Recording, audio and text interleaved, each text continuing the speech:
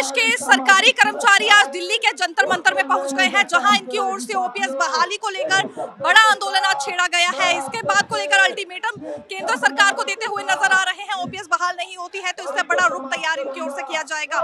लेकिन ये मांग आज की नहीं है, बल्कि पिछले कई वर्षों से उठाई जा रही है। हालांकि तब से उठाई जा रही है जब से एनपीएस स्कीम के दायरे में सरकारी कर्मचारियों को लाया गया है। आइए बात करेंगे यहाँ पहुंचे कर्मचारियों से, क्या कुछ उनका कहना है और किस प्रकार से अपनी मांग अब सरकार के समक्ष रखना चाह रहे हैं। कांग्रेस शासित राज्यों में ओपीएस बहाल होने के बाद हर राज्य के सरकारी कर्मचारियों को ये लग रहा है कि ओपीएस सभी के लिए बहाल होनी चाहिए और पूर्ण ढंग से बहाल होनी चाहिए। तो आइए कर्मचारियों की प्रतिक्रिया इस पर लेते हैं, उनका क्या कुछ कहना है। पुरानी पेंशन का संघर्ष हम लोग 2004 से लगातार कर रहे हैं। जो देश के राजनेता हैं बड़े 5-5 पेंशन ले रहे हैं, हम पूरे जीवन में सेवा करें और हमको एक भी पेंशन नहीं मिलती है। ये देश का कहीं न कहीं दुर्भाग्य है। जो देश की सेवा करता है उसका इतना बड़ा कार्य है कि उसे पेंशन मिलनी चाहिए, लेकिन हमारे देश की व्यवस्था हमें पेंशन नहीं देती है।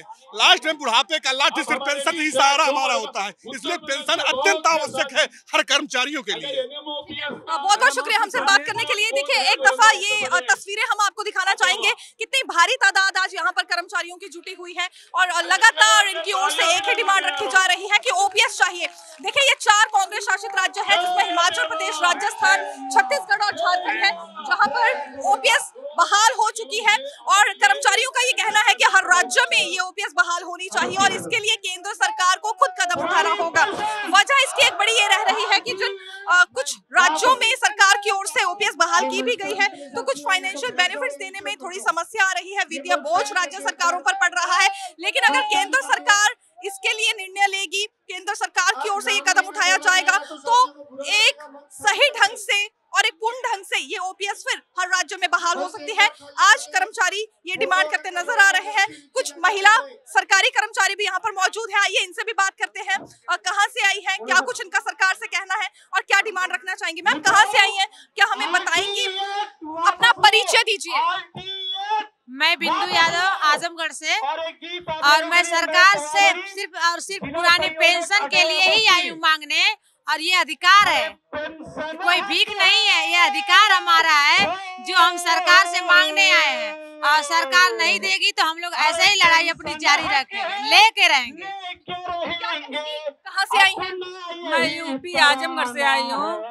मैं अपनी पुरानी पेंशन लेने के लिए आई हूँ, भाई बहनों के लिए, हक के लिए आई हूँ, और आए यहाँ पर लेके जाएंगे, इसीलिए वहाँ से इतनी दूर हम लोग आए हैं। एनएमओपीएस संघ के राष्ट्रीय अध्यक्ष विजेंद्र जी इस वक्त हमारे साथ मौजूद है, आइए इनसे बात करते हैं। सर, बड़ा आंदोलन आज आपकी ओर से किया जा रहा है, काफी तादाद में कर्मचारी भी पहुंचे हैं।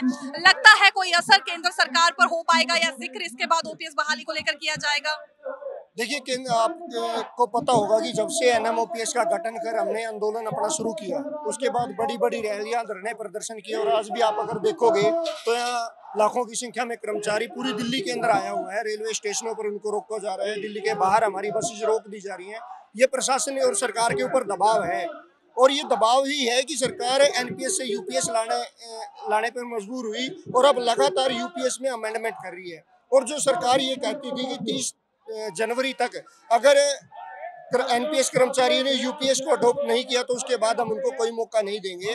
जब कर्मचारियों ने यूपीएस को डिनाई कर दिया पूरी तरह से, तो उसके बाद उन्होंने इसकी डेट बढ़ाकर 30 सितंबर की, और 30 सितंबर के बाद अब 30 नवंबर, और 30 नवंबर तक भी केवल 3% कर्मचारियों ने यूपीएस का चुनाव किया है। ये वो कर्मचारी हैं जिनकी सर्विस लेंथ बहुत कम है, बाकी कर्मचारी डिनाई कर चुके हैं। एनएमओपीएस के ऊपर विश्वास कर आज ओपीएस बहाली की बात करें, और निश्चित तौर पर हमारा आंदोलन सरकार के ऊपर दबाव बनाएगा। सरकार के ऊपर इसका दबाव इतना होगा कि वो आज नहीं तो कल ओपीएस बहाल जरूर करें। जैसा कि हम जानते हैं, आंदोलन की शुरुआत, ओपीएस बहाली की शुरुआत हरियाणा से ही हुई थी, लेकिन फिलहाल अभी तक वहां डिमांड पर गौर नहीं किया गया। कांग्रेस शासित राज्यों में ओपीएस बहाल जरूर हो रही है, लेकिन जैसे जैसे वहां सत्ता परिवर्तन होता है तो ओपीएस बहाली का रास्ता फिर बंद हो जाता है। तो ये फायदा क्या होगा? क्या केवल जब तक कांग्रेस रहेगी तब तक ओपीएस बहाल रहेगी? अभी देखिए, हिमाचल प्रदेश में भी यही बातें हो रही है, राजस्थान में तो यह होता हुआ नजर आ रहा है। तो कैसे इस समस्या का समाधान एक स्थायी तौर पर निकल सकता है? देखिए, बात केवल ये नहीं है कि एक पार्टी इसको बहाल कर रही है। अगर हम झारखंड की बात करते हैं तो झारखंड मुक्ति मोर्चा ने इसको बहाल किया है। अगर पंजाब की हम बात करें, पंजाब में पंजाब सरकार ने नोटिफिकेशन जारी किया, लेकिन इम्प्लीमेंट करने में कहीं ना कहीं उनकी कमी रही है और निश्चित तौर पर हमारा आंदोलन वहाँ पर इम्प्लीमेंट करवाने में सफल होगा। रही बात चुनाव की बात, चुनाव में हमारा मुद्दा आप देखिए, कुछ सालों पहले जब तक आंदोलन शुरू हुआ ओपीएस का कोई नाम लेने वाला नहीं था। आज चाहे विधानसभा चुनाव हो, चाहे विधानसभा हो, विधानसभा की बैठकें हो, चाहे लोकसभा चुनाव हो या लोकसभा या राज्यसभा की बैठकें हो, हर जगह ओपीएस का मुद्दा आपको सुनने को मिलेगा। जब ग्राउंड पर मुद्दा है, हर व्यक्ति के जहन में मुद्दा है, और ये केवल अब कर्मचारियों का मुद्दा नहीं रहा, अब ये आम जनता के बीच में चला गया। मैं तो हमेशा एक बात कहता हूँ कि जो युवा साथी आज पढ़ लिख कर रोजगार की बात करते हैं, कहीं ना कहीं ये उनका भी मुद्दा है।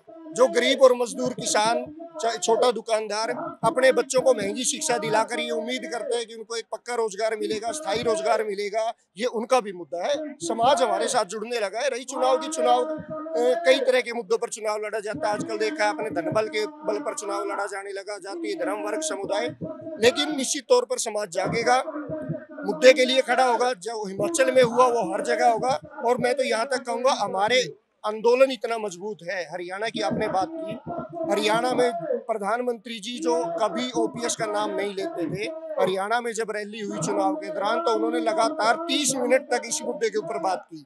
इसका मतलब हमारा असर है, हमारा दबाव है, और सरकार आज नहीं तो कल निश्चित तौर पर, मैं तो आपके चैनल के माध्यम से एक बड़ा दावा कर रहा हूँ, नरेंद्र मोदी जी खुद इसको ओपीएस को बहाल करने का काम करेंगे। पहले भी वो बड़े बड़े कारनामे कर चुके हैं। शाम को 8 बजे लाइव आते हैं तो तोहफा दे के चले जाते हैं, और निश्चित तौर पर यहाँ भी होगा। संगठन का अगला रुख क्या रहेगा अगर इसके बाद भी ओपीएस बहाल नहीं होती है? देखिए, इसके बाद भी अगर ओपीएस बहाल नहीं होती, सरकार हमारी आवाज को नहीं सुनती, इसके बाद हम अपना आंदोलन को राज्यों में लेकर जाएंगे। हर एक राज्यों के अंदर बड़ी रैलियां करेंगे, हर राज्य के अंदर बड़े प्रदर्शन करेंगे। आगे यूपी के अंदर भी हमने टारगेट रखा है कि यूपी के अंदर एक बहुत बड़ा आंदोलन हम 26-27 के अंदर करने जा रहे हैं। इस तरह उस आंदोलन को हम राष्ट्रव्यापी करते हुए, आज हमारा 24 राज्यों के अंदर आंदोलन है, और इसको हम लगातार हर राज्य के अंदर बड़ी रैलियां, धरने, प्रदर्शन शुरू करने के बाद फिर एक बड़ा मोर्चा दिल्ली की तरफ हम लेकर आएंगे। जैसे 1 अक्टूबर 2023 को अपने दिल्ली की अगर रामलीला मैदान की देखी हो, उस रिकॉर्ड को पुनः तोड़ने का काम करेंगे। आज केवल ये सांकेतिक धरना है, सरकार के लिए चेतावनी मात्र है। वो पुरानी पेंशन बहाल करे, इसको हमारा निवेदन समझे, इसको हमारी चेतावनी समझे। ओपीएस बहाल करेंगे तो हम उनका धन्यवाद करेंगे बड़ी रैली करके। अगर ओपीएस बहाल नहीं करती, निश्चित तौर पर विरोध जारी रहेगा। बहुत बहुत शुक्रिया हमसे बात करने के लिए। देखिए, तस्वीरों की ओर आपको लेकर चलते हैं। यहाँ से जो भारी तादाद कर्मचारियों की नजर आ रही है। सबसे बड़ी बात है कि हम लोग माननीय देश के प्रधानमंत्री मोदी जी के संसदीय क्षेत्र में हम लोग जॉब करते हैं, और हमारी जो बुढ़ापे की लाठी है पुरानी पेंशन, हम लोग उस मांग को लेकर फिर पुनः यहाँ दिल्ली में उपस्थित हुए हैं। और मैं आपके माध्यम से भारत सरकार से, और खास करके जो है विशेष करके अपने प्रिय हमारे बनारस के चहेते प्रधानमंत्री जी सांसद है, उनसे यह आह्वान करना चाहता हूँ, निवेदन करना चाहता हूँ कि हम गरीबों, मध्यम गरीबी वर्ग के जो हम परिवार से आते हैं, किसान के लड़के जो है नौकरी करते हैं, उनकी पेंशन बहुत जरूरी है। आप देखेंगे कि जितने भी हमारे विधायक, सांसद, मंत्री हैं, इनको 2-2, 3-3 पेंशन दिया जा रहा है, और कर्मचारियों को पेंशन क्यों नहीं दिया जा रहा है? ये बहुत ही सोचनीय और विचारणीय विषय है। अतः मैं पुनः मांग करना चाहूँगा अपने देश के तेजस्वी प्रधानमंत्री जी से कि पुरानी पेंशन जरूर बहाल करें। सर, क्या कहेंगे? जी, मैं मध्य प्रदेश पीताम्बराबाई नगरी दतिया से प्रदीप श्रीवास्तव, जिला संयोजक NMOPS। हम सब लोग आज यहाँ माननीय प्रधानमंत्री जी से एक निवेदन करने आए हैं आंदोलन के माध्यम से कि हम कर्मचारियों की पुरानी पेंशन को बहाल करें, क्योंकि हम देश के कर्मचारी हैं, अपनी पूरी जी जान से देश के लिए सेवा करते हैं, जिस विभाग में होते हैं सेवा करते हैं, लेकिन रिटायरमेंट के बाद हमारे पास कोई आर्थिक स्रोत नहीं रहता है। तो पुरानी पेंशन हमारे जीवन की जो आजीविका चलाती है, तो हम निवेदन करेंगे कि हमारी पुरानी पेंशन बहाल करी जाए। क्या लग रहा है इस आंदोलन के बाद ओपीएस बहाल हो पाएगा? एकदम 100% हम लोग संतुष्ट हैं। इस आंदोलन से हम लोगों को हमारे पक्ष में निर्णय आएगा, और मैं प्रधानमंत्री और राष्ट्रपति और मुख्यमंत्री से निवेदन करते हैं, हम सब कर्मचारी, कि हमारी ओपीएस बहाली की जाए, जल्द से जल्द की जाए। हम लोग गोरखपुर से एनी रेलवे मेंस कांग्रेस की तरफ से भारी संख्या में, हजारों की संख्या में जंतर मंतर पे आए हुए हैं, और ये अपील हम लोग कर रहे हैं कि हमारे प्रधानमंत्री, राष्ट्रपति, मुख्यमंत्री जी से निवेदन है कि हम लोगों को पुनः ओपीएस बहाल करने।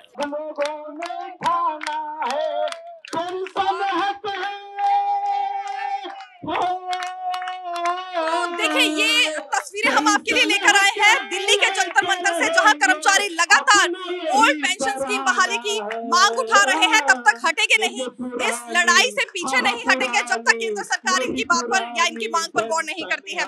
बने रहिए नवोदय टाइम्स पंजाब केसरी के साथ। मैं दीक्षा शर्मा, धन्यवाद।